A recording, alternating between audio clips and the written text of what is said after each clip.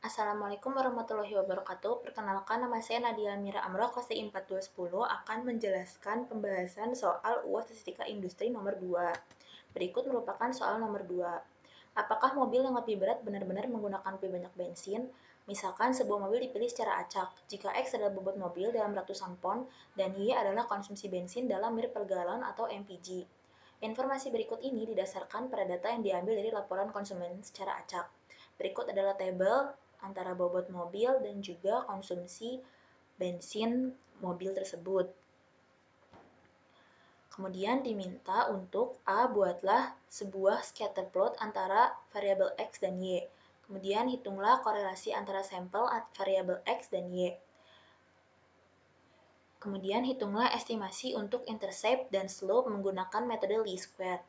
Kemudian, apakah hipotesis 0 yang mengatakan tidak ada pengaruh X terhadap Y akan ditolak pada taraf nyata 5%? Kemudian, tentukan proporsi variabel pada variabel Y yang dapat dijelaskan oleh garis regresi yang dibangun.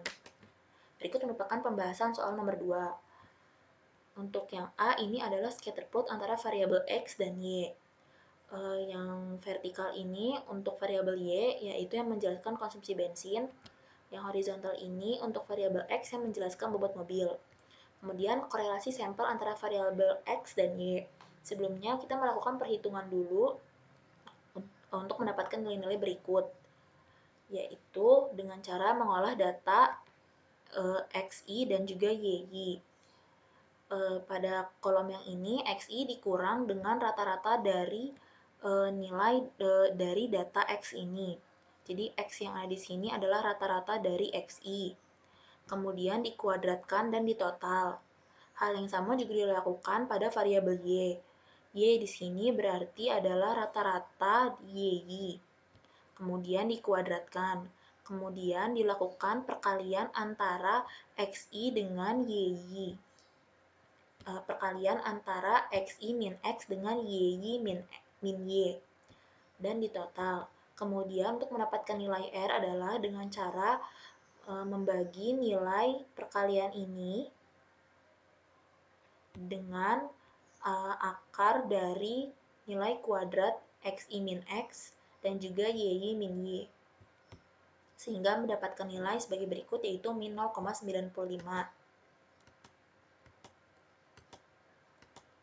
Selanjutnya, estimasi untuk intercept dan slope menggunakan metode least square. Pertama-tama kita harus mencari slope dulu atau B dengan rumus sebagai berikut.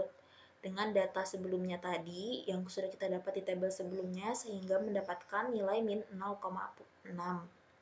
Kemudian kita mencari nilai intercept atau A dengan rumus sebagai berikut dengan cara mengurangi Y rata-rata dikurang dengan B yang kita dapat dari rumus sebelumnya dikali dengan rata-rata dari X sehingga mendapatkan nilai sebagai berikut, yaitu 43,3.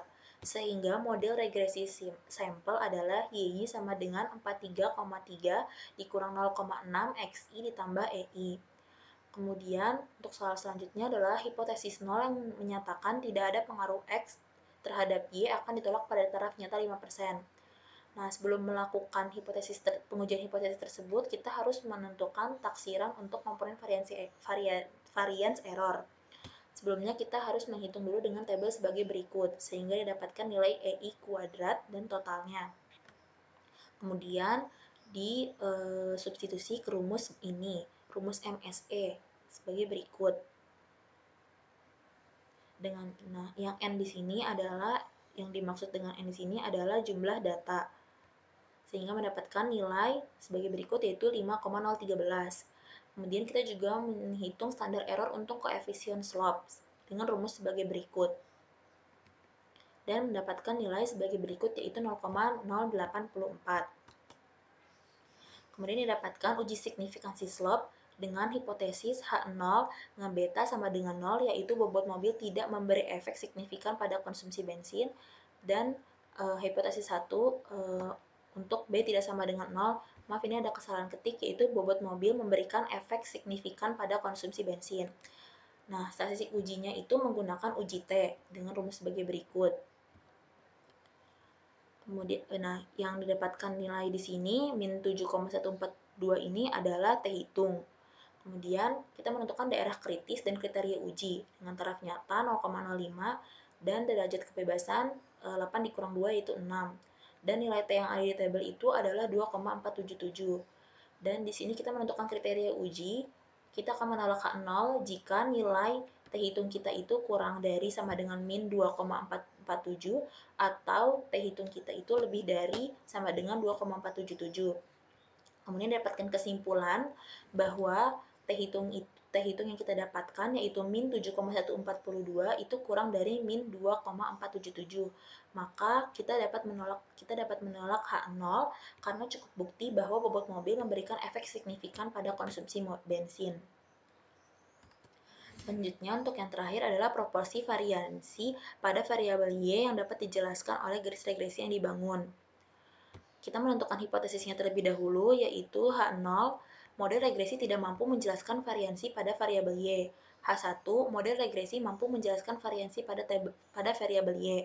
Kita menggunakan statistik uji F di sini dengan rumus F sama dengan MSR dibagi dengan MSE. Nah, untuk menghitung MSR itu kita harus membuat tabel perhitungan dulu sebagai berikut.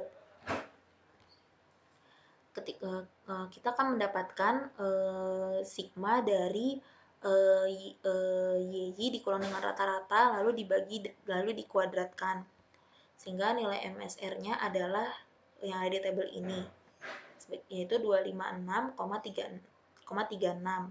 Kemudian kita menghitung nilai MSE-nya dengan cara nilai MSR tadi dibagi dengan jumlah data dikurang 2. Jumlah datanya tadi 8 dikurang 2 berarti 256,36 dibagi dengan 6 sehingga mendapatkan nilai 42,72. Lalu F hitung yang kita dapatkan adalah dengan cara membagi MSR dengan MSE sehingga mendapatkan nilai 6. Kemudian kita menentukan daerah kritis dan kriteria uji dengan taraf nyata 0,05 dan derajat bebas V1 yaitu sama dengan 1 dan V2 sama dengan 6 dan nilai F pada tabel yaitu 5,99. Nah, kriteria ujinya adalah kita akan menolak H0 jika nilai F hitung yang kita dapatkan itu lebih dari F yang ada di tabel. Kesimpulan yang didapatkan adalah F hitung itu lebih besar dari F table karena kita mendapat F hitung sebanyak 6 dan F yang ada di tabel itu adalah 5,99. Maka kita dapat menolak H0 karena cukup bukti bahwa regresi mampu menjelaskan varians pada variabel Y. Sekian penjelasan dari saya, terima kasih.